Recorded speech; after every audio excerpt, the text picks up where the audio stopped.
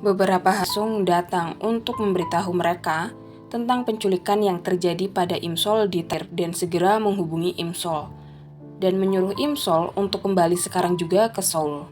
Ibunya marah mengapa Imsol tak memberitahunya tentang hal ini. Sang ibu akan menjemputnya, namun Imsol menenangkan ibunya. Dia beralasan jika dia bersama Sunjae. Dia tidak akan dalam bahaya saat Sunjae ada bersamanya. Selain itu, ayah In Hyuk akan mengantar mereka ke stasiun besok. Karena yang ibunya tahu mereka pulang bukan hari ini melainkan besok. Sang ibu terlalu cemas. Dia menyuruh Imsol untuk terus berada di dekat Sunjae. Imsol meminta maaf karena dia tak memberitahu ibunya tentang hal ini. Tapi nanti, ketika sampai rumah, dia akan menjelaskan semuanya pada sang ibu. Kembalinya Sunjae, dia segera ke rumah Imsol dan bertemu ibu Imsol.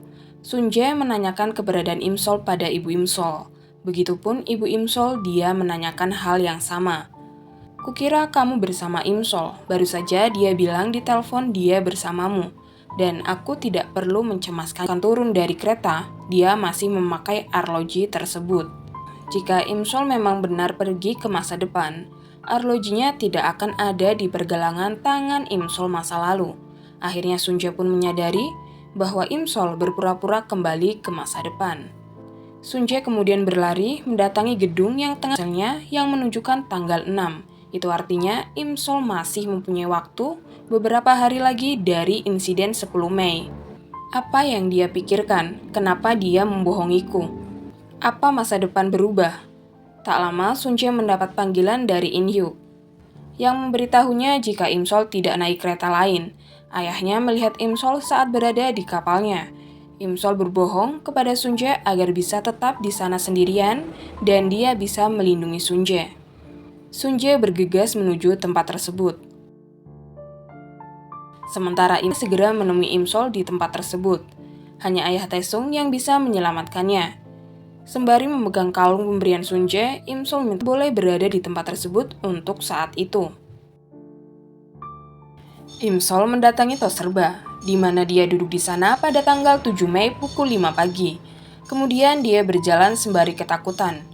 Dinding jalan tersebut dihiasi dengan lukisan lumba-lumba. Tak lama Susilo membungkamnya dari belakang.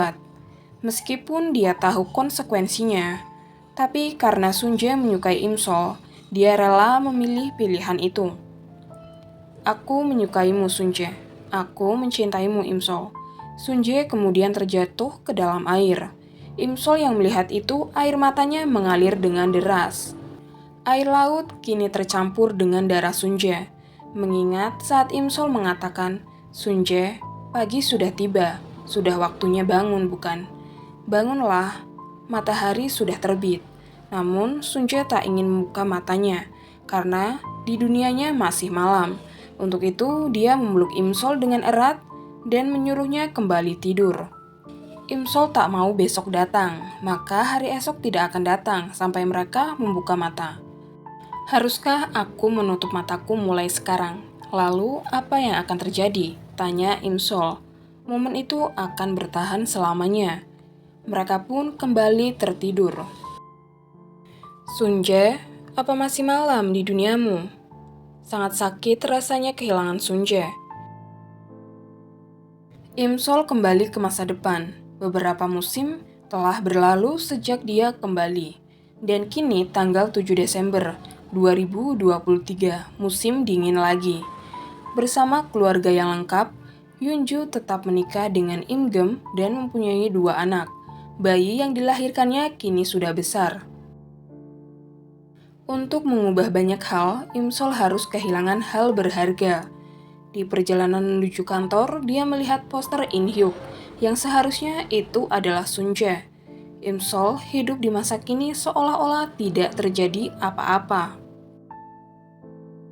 Di kantor, Rizal memberikan Imsol kopi namun diambil oleh Yunju yang kini juga bekerja di perusahaan yang sama dengan Imsol.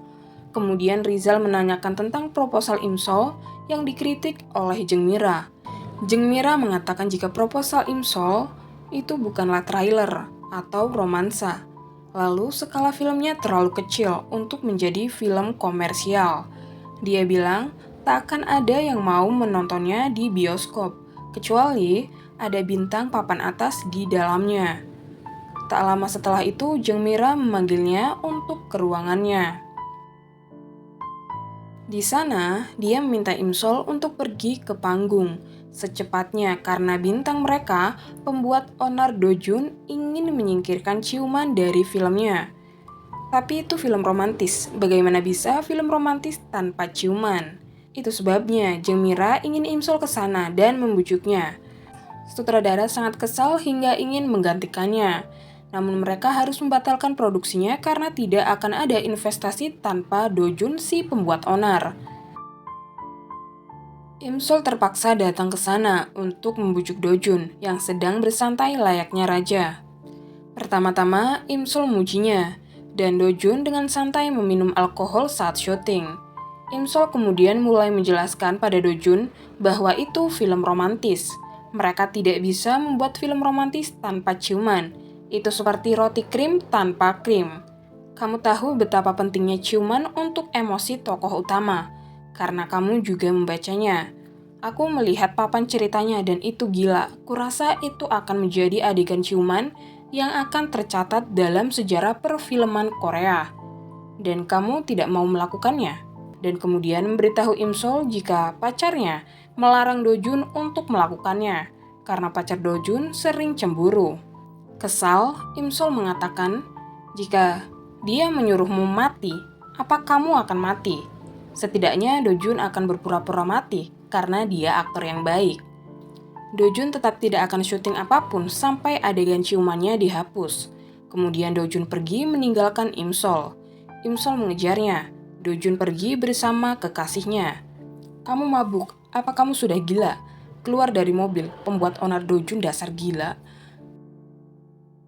Imsol kemudian menghentikannya menggunakan mobil, menyeret Dojun keluar sembari menarik telinga Dojun. Orang-orang memujamu dan kini Imsol mengatakan, kamu seperti gangster. Tak lama, Jeng Mira yang mengetahui kejadian itu menyuruh Imsol untuk meminta maaf tanpa mendengarkan penjelasan dari Imsol.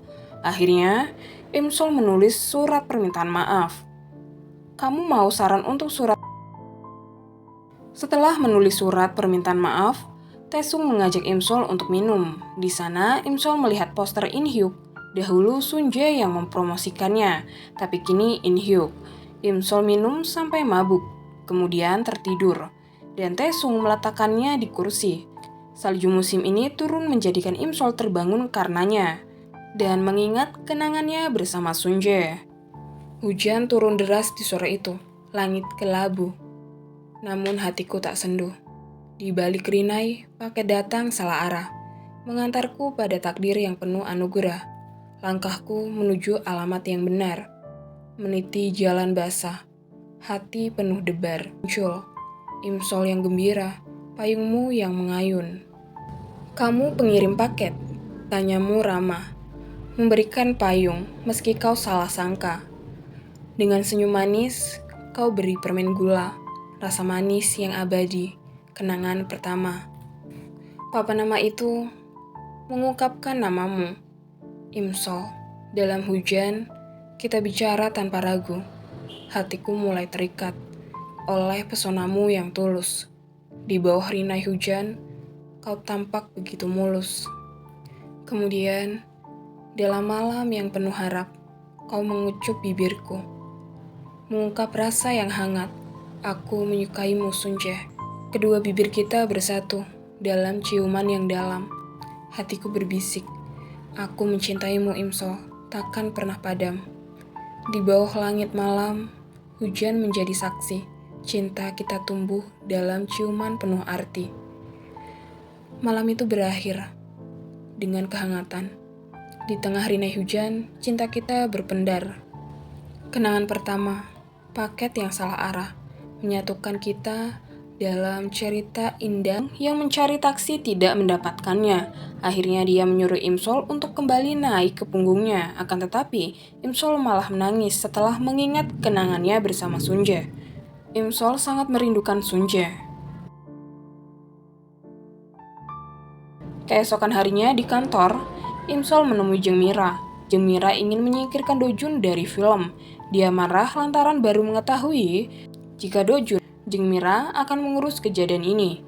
Dia menyesal seharusnya dia mengurus pegawainya, tapi dia malah menyuruh Im Sol menulis surat permintaan maaf tanpa alasan. Jeng Mira pun meminta maaf pada Im Sol dan meminta Im Sol untuk menyerahkan proposal yang Im Sol berikan kepada Jeng Mira tempo lalu besok. Mereka akan membuat film berdasarkan naskah Im Sol. Itu. Semalam ketika dia mabuk, dia menulis surat yang menyuruhnya meminta maaf. Aku akan berhenti dari perusahaan ini. Jangan hentikan aku. Aku bergabung dengan perusahaan dengan impian besar memproduksi film. Tapi aku lelah hanya mengasuh selebritas. Harus bagaimana? Kesempatan telah mendatanginya, tapi dia berniat mengundurkan diri. Maka dari itu, Im Sol memutuskan untuk mengambil kembali surat tersebut sebelum Jeng Mira membacanya. Im Sol mendatangi tempat di mana Jeng Mira berada, yaitu di tempat penghargaan film. Saat Jeng Mira pergi dari mejanya bersama rekannya dan meninggalkan dompet tersebut, Im Sol mulai beraksi dengan mengikuti langkah pelayan agar tidak ketahuan dan segera mengambil dompet Jeng Mira, membawanya pergi, mengambil surat tersebut.